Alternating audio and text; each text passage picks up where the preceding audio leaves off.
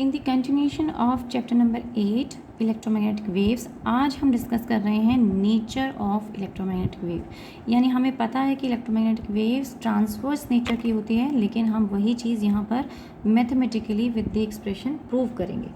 तो यहाँ हम कंसीडर करना चाहते हैं, प्रूव क्या करना है हमें कि इलेक्ट्रिक फील्ड और magnetic field in the direction of propagation very नहीं करती। अगर वो इन द डायरेक्शन वेरी नहीं करती तो इसका मतलब वो किस डायरेक्शन में वेरी करेंगी, परपेंडिकुलर डायरेक्शन में वेरी करेंगी। और अगर वो परपेंडिकुलर डायरेक्शन में वेरी कर रही हैं तो उनका नेचर हो जाता है ट्रांसवर्स। तो यही देखते हैं। To prove this we have to show that E and B are mutually perpendicular to each other and to the direction of the propagation of wave. Wave की डायरेक्शन में जो है वो वेरी नहीं कर रही है। तो हमने यहाँ क्या कंसिडर किया, एक क्यूब कंसिडर कर लिया है और हम इसको रिवर्स ऑर्डर में प्रूव करेंगे। मतलब हम ये प्रूव करेंगे, पहले हम मान के चलेंगे कि इलेक्ट्रिक फील्ड एक्स डायरेक्शन में जा रही है, लेकिन बाद में ये प्रूव करेंगे कि वो पॉसिबल नहीं है। तो हम कंसीडर कर लेते हैं, लेट अस से कि इलेक्ट्रिक फील्ड एक वेरिंग इलेक्ट्रिक फील्ड ऑरिजिन से कहाँ जा रही थी, अबाउट द एक्स एक्सिस वो मूव कर रही है। तो इलेक्ट्रिक फील्ड जो पीछे से आ रही थी ट्रेवल करती हुई, यानी वेरी कर रही है अबाउट द एक्स एक्सिस, तो उस इलेक्ट्रिक फील्ड की इस एंड पर, यानी इस क्यूब के ओरिजिन वाले एंड पर कोई इसकी वैल्यू रही होगी, लेट अस से ई एक्स, और यहाँ तक पहुँचते पहुँचते उसकी वैल्यू हो गई ई एक्स डैश। अब इस फेज़ का एरिया वेक्टर हो गया आउटवर्ड, जिसको मैं डी एस कह सकती हूँ। लेकिन दूसरे फेज़ का, जिसको हम पीछे की साइड यानी ऑरेंज कलर से मैं दिखा दूँ, बैक साइड, वो कैसा है, उसका एरिया वेक्टर इस तरफ एक्ट कर रहा है, डी एस वेक्टर आपका इधर एक्ट कर रहा है। लेकिन अब क्योंकि ये क्यूब खाली था, इसके अंदर कोई चार्ज एनक्लोज नहीं था, then according to the Gauss theorem हमारे पास रिलेशनशिप आना चाहिए था कि E dot D S over the close loop should be zero. तो अब हम देखते हैं क्या वो over the close loop zero हो रहा है। तो यहाँ देखिए बाकी के जो फेसेस हैं, ऊपर वाला फेस, बैक वाला फेस, फ्रंट फेस और बॉटम फेस, ये सारे फेसेस का एरिया वेक्टर कहाँ है, इस तरफ है, या आउटवर्ड उस तरफ है, या आउटवर्ड मेरी साइड होगा, या इसका टुवर्ड्स दी डाउनवर्ड डायरेक्शन होगा। ये सभी डायरेक्शन इलेक्ट्रिक फील्ड के साथ कितने एंगल पे, 90 डिग्री एंगल पे। यानी कि टॉप फेस, इन फेसेस का मैं कुछ नाम दे देती हूँ। फर्स्ट, बैक वाले फेस को हम सेकंड कह देते हैं, नीचे वाले फेस को हम थर्ड कहते हैं, और फ्रंट फेस को आप फोर कहते हैं। तो इन surface integral for first, second, third, fourth face के लिए कुछ एक्ट नहीं कर रहा, लेकिन ये जो साइड थी, यानी इस तरफ वाली फेस को हम फिफ्थ फेस कह देते हैं, एंड बैक साइड वाला फेस था सिक्स्थ फेस। तो नंबर दे दिए हैं मैंने, कोई ज़रूर नहीं आप नंबर दें, आप वैसे भी लिख सकते हैं डायरेक्टली। तो हम यहाँ लिख रहे हैं कि therefore according to this in surface integral of E dot D S, first because of the first surface, plus then circular loop लेंगे, सेम क्लोज लूप लेंगे सेकेंड लूप के लिए, again E dot D S, plus then your third loop के लिए E dot D S, then your fourth loop के लिए E dot D S, यानी हर close surface के लिए third, and then fifth loop के लिए E dot D S, and then your sixth के लिए, फिफ्थ के लिए हो गया, सिक्स्थ के लिए हो गया ई dot D S. They all should be zero. But ये तो मैथमेटिकली भी ज़ीरो ही आ रहे हैं, क्योंकि इन सब के अंदर 1 2 3 4 के अंदर एंगल कितना बन रहा है, 90। बट इसके और इसके बीच में एंगल 90 नहीं बन रहा।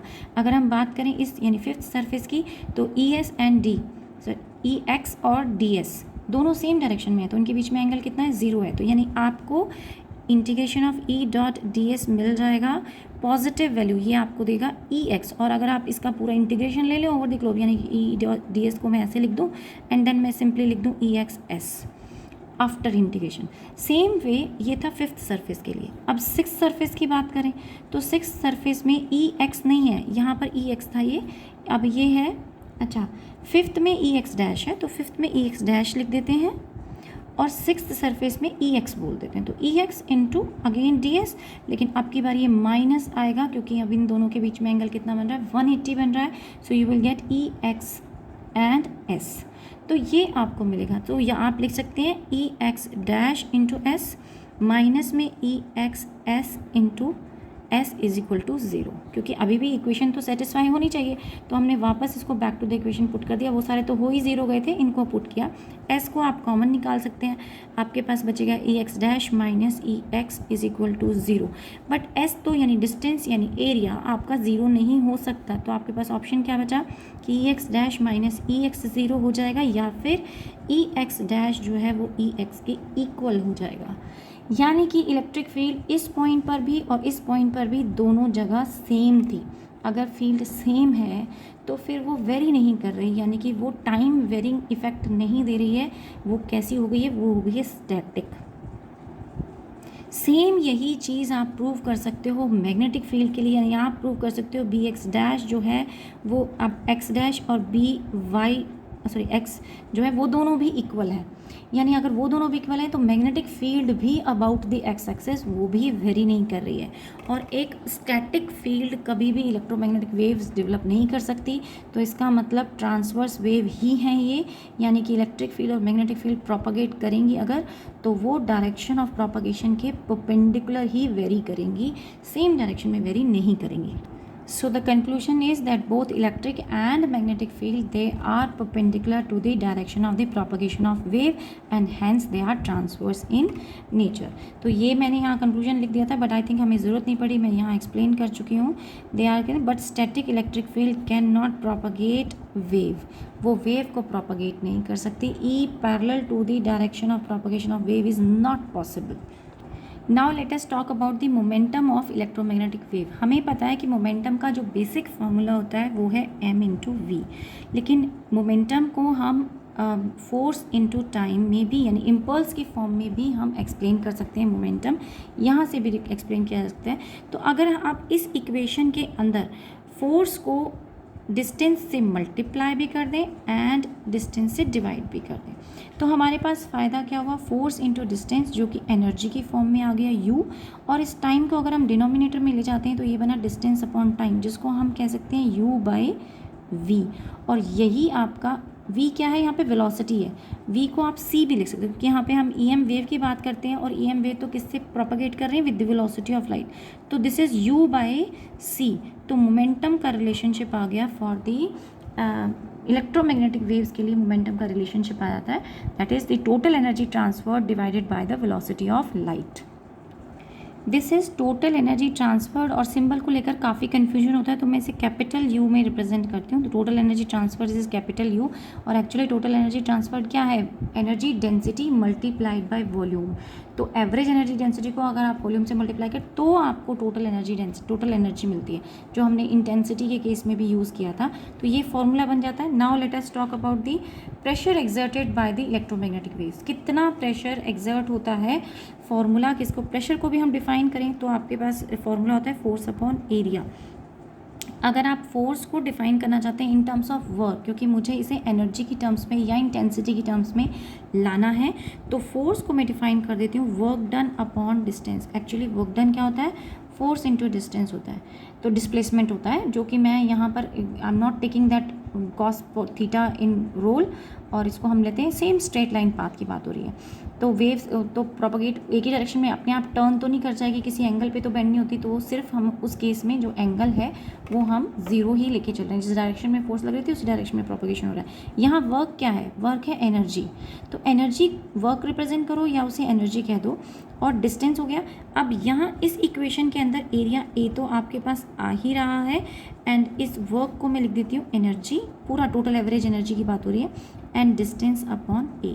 लेकिन ये तो फॉर्मूला आपका इंटेंसिटी के लिए आता है। इंटेंसिटी को हम कैसे डिफाइन करते हैं, इंटेंसिटी को कहते हैं हम energy per unit area per unit time. तो मुझे अगर इसे इंटेंसिटी बनाना है तो मुझे टी से इसे ऊपर मल्टीप्लाई भी करना पड़ेगा और टी से डिवाइड भी करना पड़ेगा।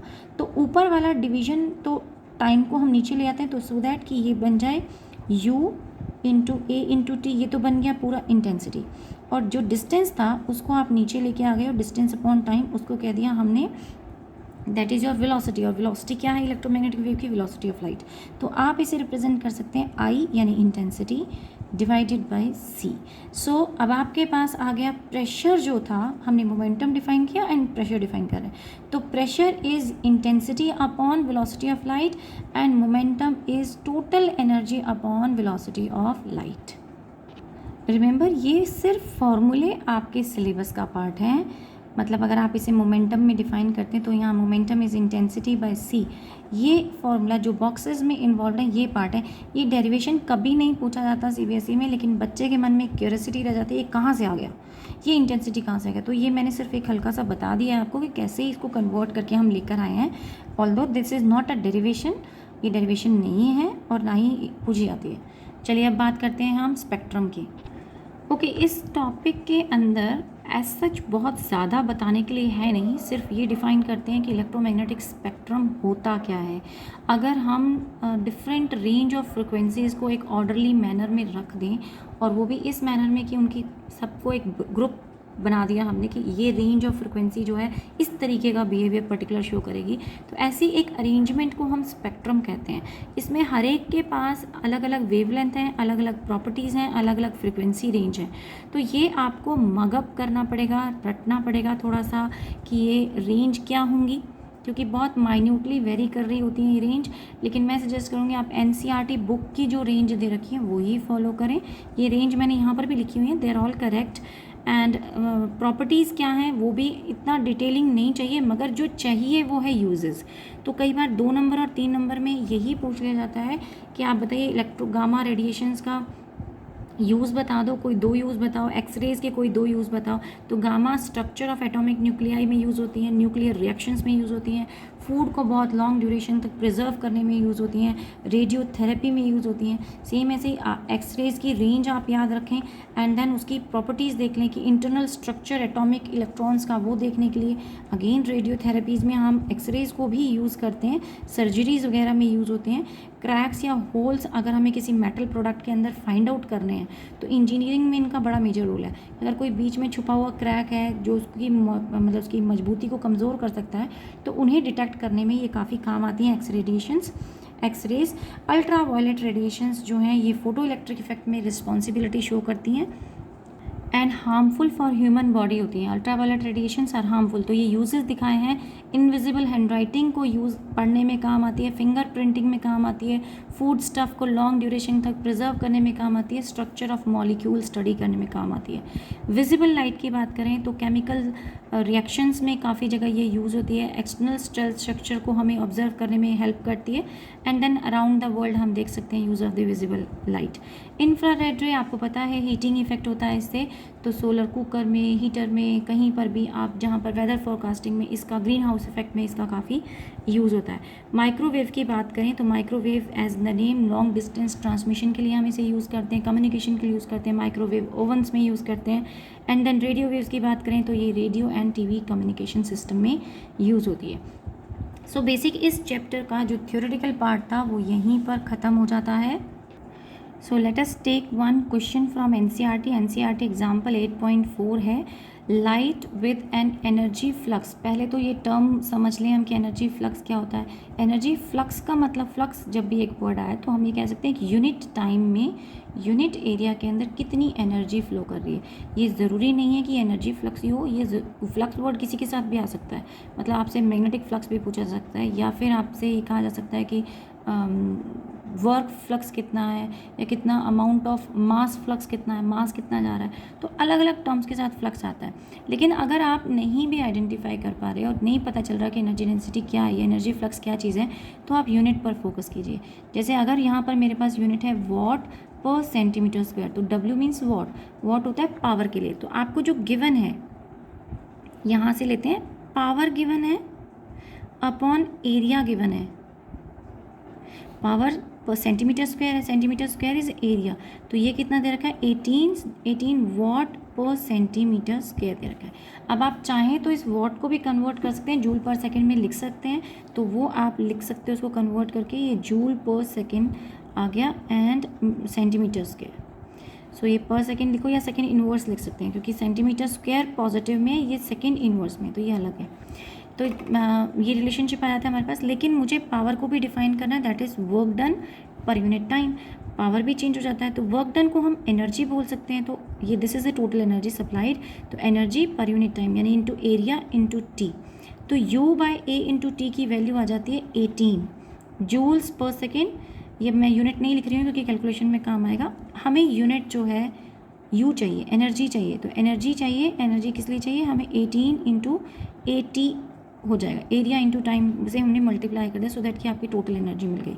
हमें एनर्जी क्यों चाहिए था, हमें चाहिए फोर्स। फोर्स का फॉर्मूला होता है rate of change of momentum यानी P/T, यानी अब हमें चाहिए मोमेंटम। और मोमेंटम हमने इलेक्ट्रोमैग्नेटिक वेव्स के लिए हमने कैलकुलेट किया था, momentum is equal to 1/t को तो हम एज इट इज रखें और मोमेंटम की वैल्यू पुट कर दें दैट इज U/c। U यहाँ पर क्या है, टोटल एनर्जी है, और टोटल एनर्जी अब हमारी निकली 18A into T. A is the area and T is the time. तो हमारा जो फाइनल फार्मूला बन गया 1/t इंटू, ये u की जगह मैं ये वाली वैल्यू पुट कर रही हूँ, 18 into a into t by C.